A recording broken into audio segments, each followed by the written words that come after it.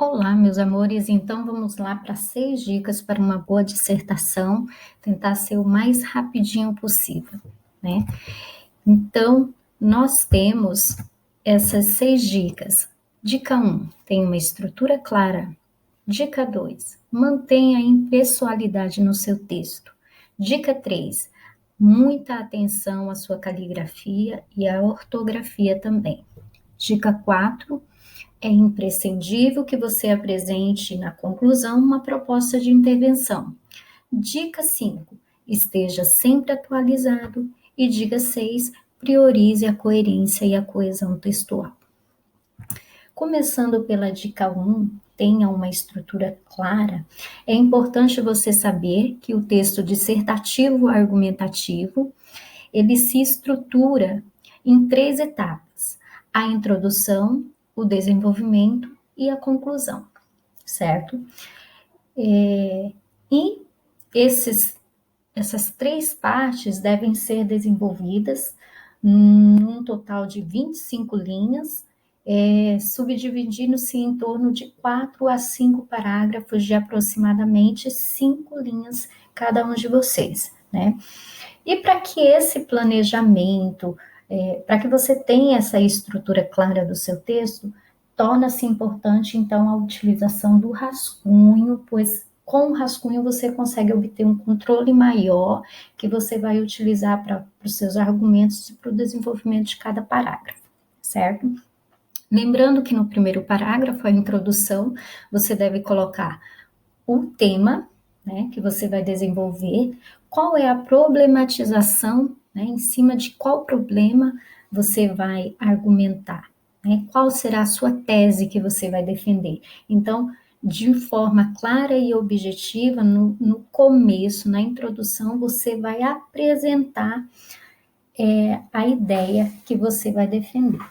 No desenvolvimento, você vai apresentar, então, os argumentos de defesa da sua tese, né? É comum, então, você utilizar em torno de 2 argumentos e desenvolver em 2 parágrafos, né? Ou 2 ou 3, né? Não tem problema se você utilizar 3 parágrafos e 3 argumentos também. E na conclusão, você vai fechar a sua ideia, tá? A conclusão é um único parágrafo, certo? E você tem a opção de retomar a sua tese com outras palavras, tá? Apresentar obrigatoriamente a proposta de intervenção que o Enem exige, né? E de forma a reafirmar a tese que você defendeu. A dica número 2 que nós trazemos é sobre a importância de manter a impessoalidade, né? Para manter essa impessoalidade no texto, é importante que você consiga, então, generalizar o sujeito, colocando-o no plural, né? Se você pegar um texto em que joga para a primeira pessoa, você vai estar colocando o quê? Emoção, subjetividade. Em um texto dissertativo, isso não pode acontecer, né? Então, o mais sensato é que você tire da primeira pessoa, ou seja, no lugar de você escrever, é comum eu ver comerciais direcionados ao público infantil, tira da primeira pessoa e coloca para a terceira, né? É comum vermos comerciais direcionados ao público infantil, né? Melhor ainda quando você consegue jogar para a terceira pessoa do plural, né? Quando você consegue colocar, por exemplo, sob esse viés, posto que a sociedade vigente é movida pelo desempenho laboral e pela autoexploração. Ou seja, no lugar de você colocar, né, se colocar dizendo nós somos movidos pelo desempenho laboral e a autoexploração, você dizer a sociedade vigente é movida pelo desempenho laboral e pela autoexploração.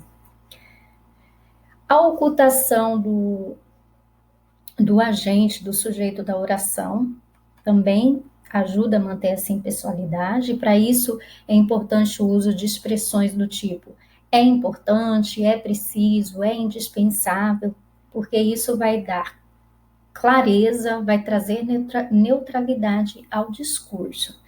Então, assim, para quem tem muita dificuldade e joga para a primeira pessoa, por exemplo, coloca assim: eu acredito ser importante ressaltar. Então, tira esse primeira pessoa e joga-se e oculta-se, então, o agente da oração. Acredita-se, né? Ou é importante ressaltar em primeiro plano, e aí continua, tá?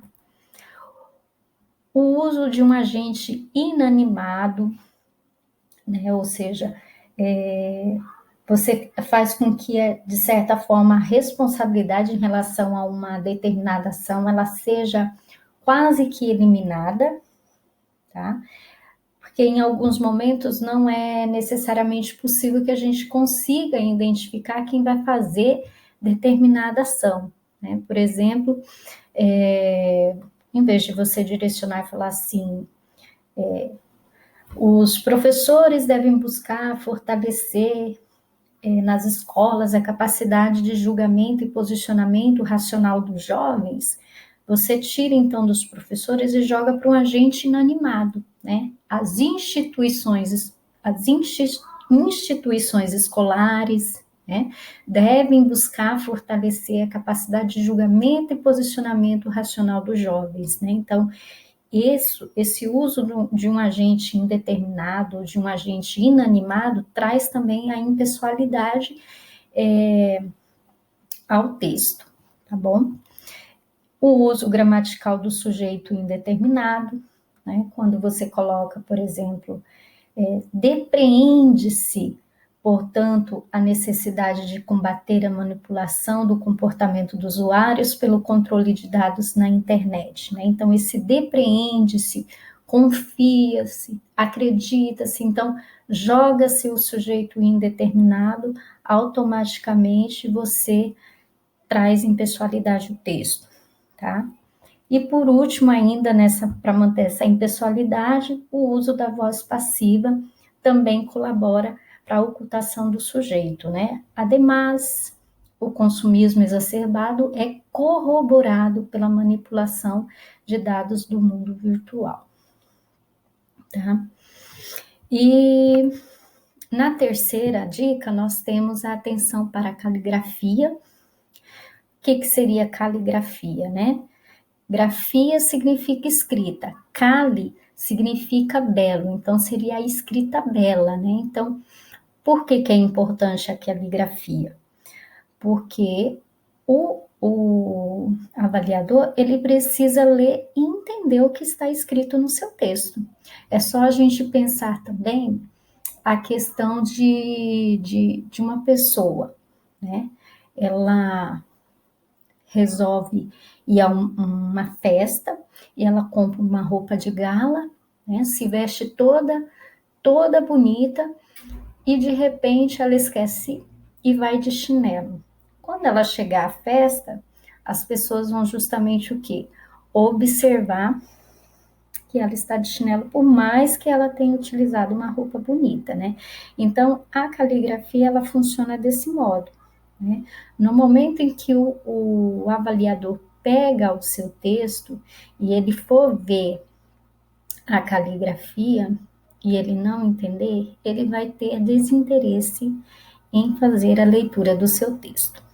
Já a ortografia, ela tem relação com a escrita orto, ou seja, com a escrita correta, tá? Então, se há um tempo atrás ideia com acento que era o certo, com um novo acordo ortográfico, ideias passou a não ser mais acentuada.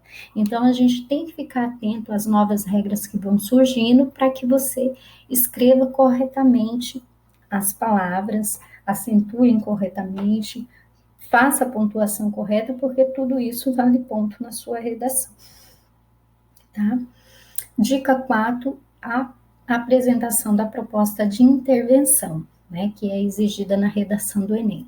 Então, no último parágrafo, na sua conclusão, o que é necessário ter nessa proposta de intervenção. Se a proposta de intervenção ela propõe necessariamente uma solução, você tem que mostrar quem será o agente da ação, qual será a ação que esse agente vai fazer para solucionar a problemática, como, né, de que modo, que meio ele vai utilizar para fazer isso e qual vai ser a finalidade, né, que efeito que vai surtir dessa ação, né? E aí nós temos aqui um macete que pode auxiliar você a pensar de acordo com o tema que você receber, você encaixar a sua proposta de intervenção aqui, né? Nesse contexto, cabe às instituições escolares promoverem parcerias, né? Por meio de quê? Né? Por meio de palestras, né? Ter a finalidade de conscientizar os alunos a respeito da temática bullying, né? Mais ou menos isso. É claro que tem que ser um pouquinho mais objetivo.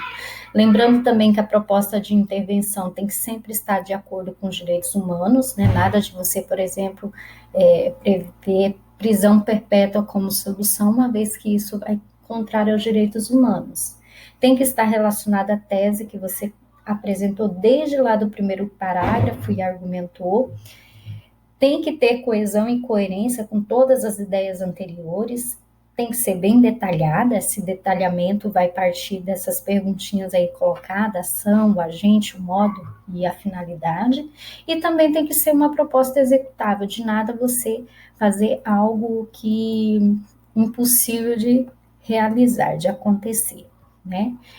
E nós temos também que está atualizado, saber tudo o que está acontecendo no país e no mundo, para que você consiga dar bons argumentos, citações, dar uma proposta de intervenção bem coerente, condizente para a atualidade, né? Então, é o momento de você estar atualizado do que acontece no mundo, seja na área das ciências, da política, da economia, dos esportes, tá? Por isso é importante a leitura contínua de jornais e revistas, isso vai te ajudar a agregar conhecimento para enriquecer seu argumento.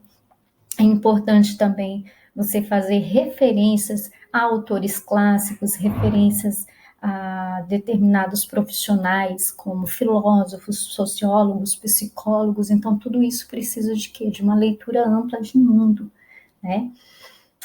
Até mesmo você fazer a relação com outros tipos de obras de texto, como filme, música, pintura, literatura, né? Dialogar sua dissertação com outros textos vai trazer muito um repertório, vai demonstrar que você possui um grande repertório de mundo, um grande conhecimento de mundo, né?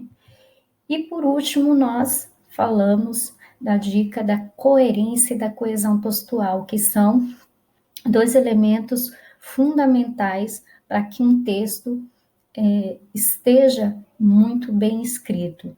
Lembrando que a coerência tem a ver com o sentido, né, com as ideias lógicas dos argumentos que você defende no seu texto. Né? Não adianta você, por exemplo, num argumento você ir favorável e no outro você se contradizer, ser incoerente e já ir contra. Então, você tem que ter uma ideia coerente, argumentos coerentes, e a coesão vai estar relacionada à estrutura lógica, à ligação estabelecida entre os parágrafos em si, né? As palavras, as ideias. Então, o que vai ajudar isso é você ter um bom conhecimento gramatical para colocar as preposições, as conjunções, os advérbios, as locuções adverbiais, tudo no seu lugar certinho, expressando a coerência que você quer trazer para os argumentos do seu texto, tá?